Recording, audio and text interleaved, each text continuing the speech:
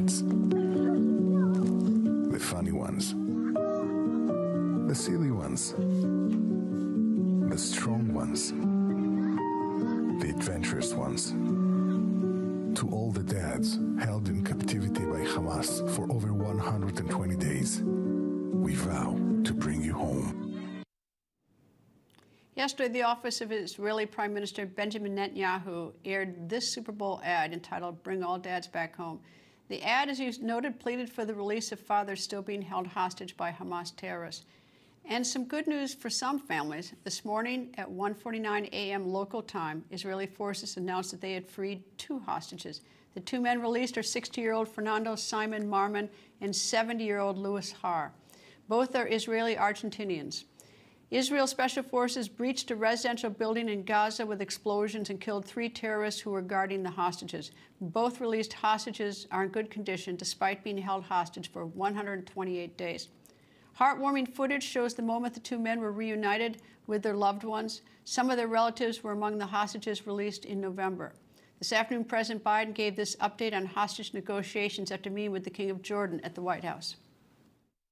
The United States is working on a hostage deal between Israel and Hamas, which would bring an immediate and sustained period of calm to Gaza for at least 6 weeks.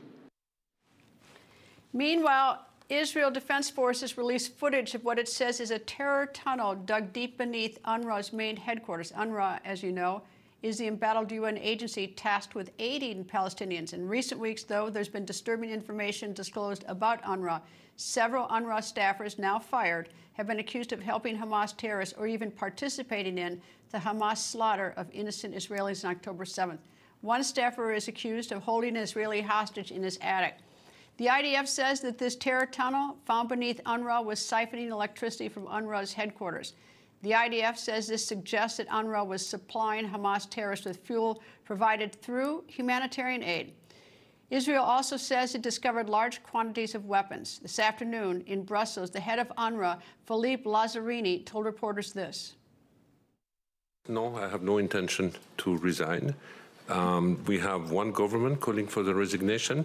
We might have other voices, but I haven't heard any other government. And for the time being, as long as I do believe we can continue to make a difference, I will continue to do this. In other Israel news, and we cannot independently verify this, the relationship between President Biden and Israel's Prime Minister Benjamin Netanyahu is quite raw. NBC News is reporting that multiple sources have told the news organization that President Biden has even called Prime Minister Netanyahu a blank hole on at least 3 occasions. NBC News describes their sources as directly familiar with President Biden's comments and asked NBC News not to be named. NBC further reports that President Biden is trying to get Israel to agree to a ceasefire. However, their sources also say Prime Minister Netanyahu is, quote, giving him hell and impossible to deal with. Now, you know I'm not wild about the use of anonymous sources, except on very critical matters. And I do think, though, the relationship between the United States and Israel during this war is critical. I also take into account that NBC News says that it has 5 sources. And while I still remain somewhat uneasy about anonymous sources, you can obviously decide for yourself whether to credit this NBC report or not. Spokesperson for the Israeli Prime Minister's office, Tal Heinrich, joins me. Her office put out the Super Bowl ad we just showed. Good evening, and can you give me an update on the 2 hostages who were released? Do you have any more information than what we already know? Well, Greta, thank you for having me on. It was a very precise yet complex rescue operation, and it was successful, as you just reported. Luis and Fernando are still at the hospital, reunited with their families. These were very, very moving images that you just showed, this footage of them seeing their family members. It touched everyone in Israel. And they are still, well, coping with trauma, both mentally and physically. We know that they survived and lived off a piece of bread, a pita per day. They're not expending much talk right now about what they've been through, but it was indeed hell. And there's still a long way ahead for them. And we still have a mission to, bring home 134 other hostages. We want our stolen people back. We're hearing reports, obviously, that the relationship between Prime Minister Netanyahu and President Biden has gotten raw. Do you have any information on that? Because obviously, it's a very important time for both countries. Well, Greta, at the end of the day, we all want the same things. The White House and Israel, we both understand that Hamas can be no longer, that Gaza cannot pose another terror threat, the scope and brutality, the likes of which we've seen on October 7th. We want a better future between us and our neighbors, and we want to see all hostages released, being back home with their families. And of course, while we're pursuing these goals, we want to see the minimum civilian suffering and civilian casualties in Gaza. There's one thing I think that people have sort of lost sight of, and on October 7th, I think I did my first. I came in on a weekend to right away to breaking news.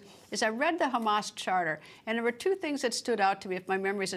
Number one is their goal is basically that Israel can't exist, and the other is that they won't negotiate. Which, I mean, that's what I think is. Has there been any indication that they truly will negotiate, or that they have any interest in talking at all? I know that you have these periodic ceasefires or pause or whatever they are, but is there any indication that they want anything but to destroy Israel? Well, we've seen back in November that Hamas did negotiate and eventually did release some of the hostages. But what created the conditions for somewhat successful, partially successful negotiations is the fact that we were hitting them hard on the ground. The military pressure, Greta, is what creates the conditions to bring about the release of more hostages. Now, what the IDF is doing, what our soldiers are doing on the ground, this is also, we have a twofold goal here: to eliminate Hamas and to bring our people back home. These go hand in hand. And now we hope to reach another framework, potentially through the diplomatic avenue, that will see the release of more hostages. But so far, you reported this, the conditions that Hamas presented as of recently were simply delusional, as my prime minister referred to them, or non-starters, as Secretary Blinken called them, because we set red lines for... Yes. I'm sorry to cut you off, but Tal Heinrich, thank you very much for joining me and for staying up so late. Thank you. Of course.